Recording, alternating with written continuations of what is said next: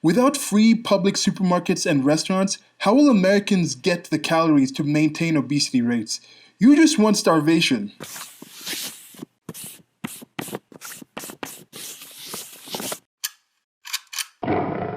Now this one actually will be short because I just recently released a video that I'll leave a link somewhere or something. It's put it on the screen right now. You can check it out. It's on my channel. Wherever you listen to this, you'll be able to find this other video as well. It's about the waist gap. We're just talking about the difference of obesity in the United States of America due to the access of calories that they have. But this one is more specific about just what do people think when they talk about we need free X. When they say free here, they're talking about public sector. They're talking about things given by the state that are funded through taxation. Oh, we need free education. If you don't like free higher education, that means you want people to be stupid. If you don't want free healthcare, that means you want people to die. If you don't want, what else is free from the government? Free roads, you want people to just sit in their homes and not be able to move. Is that what the thing? Are the roads free? So let's take away the whole aspect that these things are not free. These things are paid through taxation and other means and things like that. So you take that away. But just the whole thing of public sector control over certain things is supposedly going to bring some sort of excess of these things. Now you look at the way supermarkets are ran. There's this thing where it says like in communist countries, there's bread lines, and in capitalist countries, more capitalist countries, the bread lines up for you. You go into the actual stores and there's just all this food just sitting there, literally just being thrown away because like there's not enough people to eat these things. Like it's just that excess, and that is not done due to some sort of universal grocery system. What would the UBI thing? I've got a lot of UBI things up in my Redbubble store, which is another thing. The fashion industry, that's another massive industry. That's private sector. But anyway, just look, like the UBI type of thing, universally basic ingestion, indigestion, or something like that. You can put that on there. I'll put it up on the screen. But yeah, so you have that there. And that's not why you have such an excess to actual calories. Now, whether you actually take advantage of these calories, whether some are affordable or not, when you have something where supposedly the poor of the society are the ones that are disproportionately obese, and this is basics. This is basics of actually thing. Maslow's hierarchy of needs, or wherever you got to see it.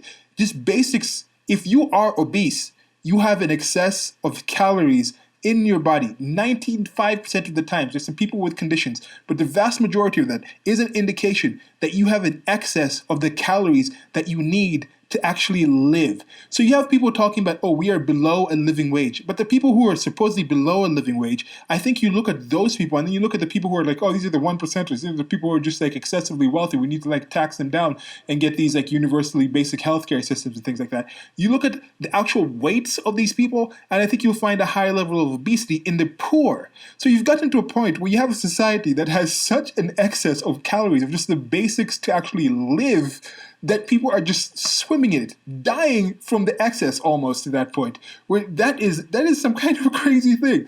So if you look at this, why would somebody look at all these industries that are more private sector? You look at the actual public sector influence, and you look at, oh, now all these people, this massive industry in the United States of America that used to be 90% of the people in the country used to be somehow involved in feeding people, and people were still going through starvation. Now you have a place where it's about 2 to 4% every year that's actually directly involved in farming, that feeds people where there's an excess, where they got to ship stuff out to other countries. They're feeding China.